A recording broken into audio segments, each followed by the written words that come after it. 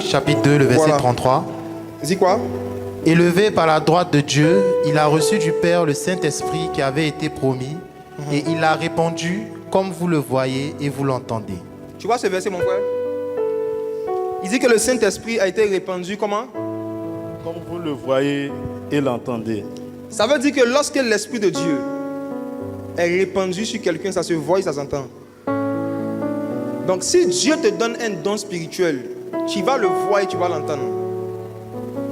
C'est-à-dire que tu vas reconnaître que tu as reçu le don lorsque le don va se manifester. C'est dans la manifestation qu'on va savoir qu'il y a la présence du don.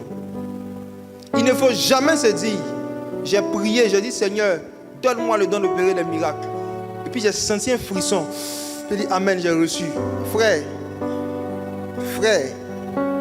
un matin aussi donne frisson. Un frisson n'est pas le signe d'un exaucement. Encore moins par rapport à un don spirituel. Quand un don est répandu, tu dois le voir et l'entendre. Quand l'esprit est présent, ça doit se voir et s'entendre. C'est-à-dire quoi? Si par exemple tu as demandé le don de prophétie, la seule manière pour toi dont tu vas savoir que tu as été exaucé, c'est lorsque un jour tu vas te surprendre en train de prophétiser. Quand le don va se manifester, toi-même tu sauras que tu as le don. Est-ce que tu me comprends? Voilà, il ne faut jamais te baser sur ce que tu sens. C'est dangereux. Je connais des gens qui se sentent très loin. Mais ce n'est pas le cas. Il y a les voix dans la ville sur les affiches là. Ils font bonne année, tout ça en veste et tout ça. Ils se sentent forts. Mais quand tu les écoutes, il n'y a rien de profond. Donc, ce n'est pas des sensations en fait. Quand quelqu'un est rempli de l'esprit, au-delà de son apparence et tout ça, ça se voit et ça s'entend dans les manifestations. Donc, par rapport au don spirituel, c'est pareil. Je te rends mon témoignage. Moi, quand j'ai reçu le Saint-Esprit, je ne parlais pas en langue. Quand j'ai reçu le Saint-Esprit, je n'ai pas eu d'expérience surnaturelle. C'est-à-dire, le jour où l'Esprit de Dieu est venu habiter dans mon cœur, j'ai juste ressenti une paix bizarre. Et la culpabilité de mes péchés était partie, c'est tout. Je n'ai pas parlé en langue, je n'ai pas vu des langues de feu, je n'ai pas vu des anges, je n'ai rien vu de surnaturel. Rien. Au point où je suis allé trouver celui qui m'a parlé du Saint-Esprit pour demander, Saint-Esprit, quand il vient, c'est comment? Je ne suis pas sûr qu'il est venu chez moi parce que je n'ai rien senti. C'est ce que je lui ai dit. Je n'ai rien senti. Et il m'a montré le passage où le Seigneur dit, vous qui êtes si méchants, vous savez donner de bonnes choses à vos enfants.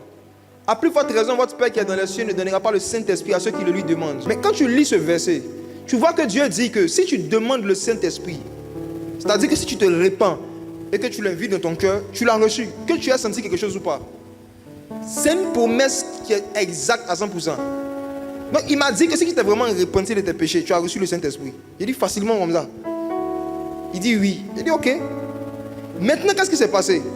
Dans la suite, j'ai commencé à voir. J'ai commencé à entendre. J'ai commencé à aimer des choses que je n'aimais pas avant. Moi qui n'aimais pas lire la Bible, j'ai commencé à aimer lire la Bible. Moi qui n'aimais pas prier, j'ai commencé à aimer prier.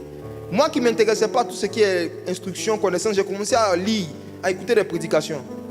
Et un jour, ce même homme de Dieu est venu nous voir pour dire, Dieu me dit, que chacun de vous, on était deux, chacun demande un don spirituel à Dieu, quelque chose à Dieu, il va lui donner. Moi, j'avais lu l'histoire de Salomon, la Bible a dit que Dieu lui était apparu. Et que Dieu lui avait demandé de demander une chose, il a demandé la sagesse. Je ne savais même pas ce que c'était à l'époque.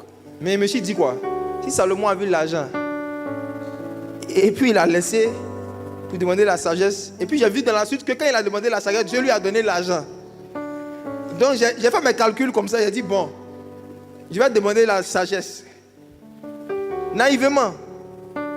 Et cet homme de Dieu est revenu, il dit, toi Dieu m'a dit que tu as demandé le don de sagesse. Il dit oui. Il dit, il t'exauce. Et puis on se regarde, il dit amen. Parce que ce qui s'est passé avant, c'est que il y a une autre fille qui était là, c'était au Ghana. Elle, il lui a dit, Dieu dit que tu as demandé tel don, il t'exauce. Quand il a dit que t'exauce, elle a crié, waouh, puis elle est tombée. Donc je m'attendais à pour moi. Quand elle, on lui a dit, Dieu t'exauce, en même temps, l'onction, elle a manifesté une onction là. Donc moi, je me suis concentré là, j'attendais pour moi. Et puis il vient, il dit, Dieu dit, il t'exauce.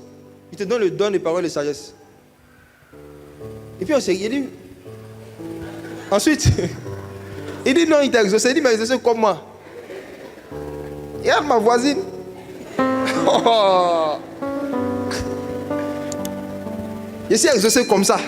Il dit oui, il est parti, il m'en met. Il dit, va, tu es exaucé. Il dit, ok. J'étais frustré, frère.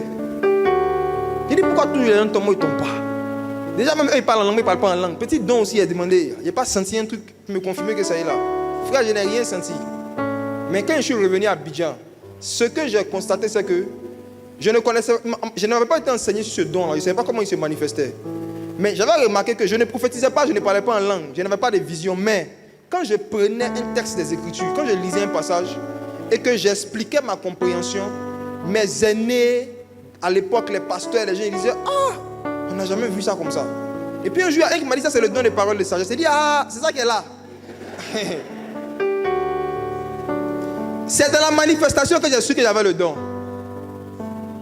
Et un autre jour, j'étais quelque part et ils ont demandé qui sont ceux qui ont le don, qui parlent en langue, qui sont ceux qui ont reçu le Saint-Esprit. J'ai levé ma main. Et ils ont reposé la question, qui sont ceux qui ont reçu le Saint-Esprit avec l'évidence du parler en langue? J'ai baissé ma main. J'ai levé la main après, j'ai dit, homme de Dieu, moi j'ai reçu le Saint-Esprit. Maintenant c'est l'évidence là que je n'ai pas encore reçu. Et l'église à l'époque, ils avaient une croyance selon laquelle tant que tu ne parles pas en langue, tu n'as pas le Saint-Esprit. Il y a quelqu'un qui m'écoute qui croit en ça, c'est une fausse doctrine. Le parler en langue n'a jamais été la preuve de la présence du Saint-Esprit. Jamais. Donc on me considérait comme le gars qui n'avait pas le Saint-Esprit, parce que je ne parlais pas en langue. Mais je connaissais une fille à l'époque dans l'église qui parlait en langue, mais qui couchait toujours avec les garçons. J'ai commencé donc à faire des recherches sur c'est quoi la preuve du baptême du Saint-Esprit.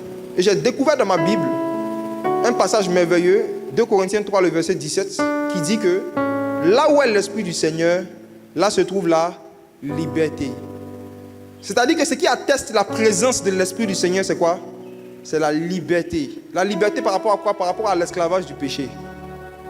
Je vais dans Jean chapitre 8, verset 32, je vois Jésus dire aux gens, vous connaîtrez la vérité vous rendra libre. Je vais dans 1 Jean le chapitre 5, je vois Jean dire là-bas que oh, la vérité c'est le Saint-Esprit. Donc quand je colle les versets, je vois qu'en fait, quand Jésus disait dans Jean 8, 32, vous connaîtrez la vérité dont il parle, on nous dit dans 1 Jean 5 que c'est le Saint-Esprit. Et le Saint-Esprit nous rendra libres. Et Paul confirme ça dans 2 Corinthiens 17 en disant que là où est l'Esprit du Seigneur, dans la liberté. Moi j'étais esclave de la masturbation. J'étais esclave de l'alcool, j'étais esclave du hip-hop, j'étais esclave de la pornographie et bien d'autres choses. Et ça a disparu un jour. Je n'ai pas fait un peu, je n'ai pas connu la signification un peu. Moi, le même jour, toutes mes esclavages ont disparu, le jour de ma repentance. On me dit qu'il n'y a pas le Saint-Esprit parce que je ne parle pas en langue. Je suis retourné dans l'église. J'ai dit, les gars, j'ai le Saint-Esprit, sans évidence du parler en langue. J'aimerais encourager quelqu'un qui ne parle pas encore en langue pour te dire que le fait que tu ne parles pas en langue n'est pas la preuve que tu n'as pas le Saint-Esprit. Mais regarde, est-ce que tu es libre du péché? C'est tout. Là où est l'Esprit du Seigneur, là se trouve la liberté. Est-ce qu'il y avait des choses dont tu étais esclave hier et aujourd'hui tu es libre? C'est la preuve que tu es passé d'une ancienne vie à une nouvelle vie, c'est tout. Le reste, ce sont des dons que Dieu va te donner en son temps, comme il veut. Et quand ça va venir, ça va se voir et ça va s'entendre. Je désire connaître Jésus. Je désire connaître Jésus.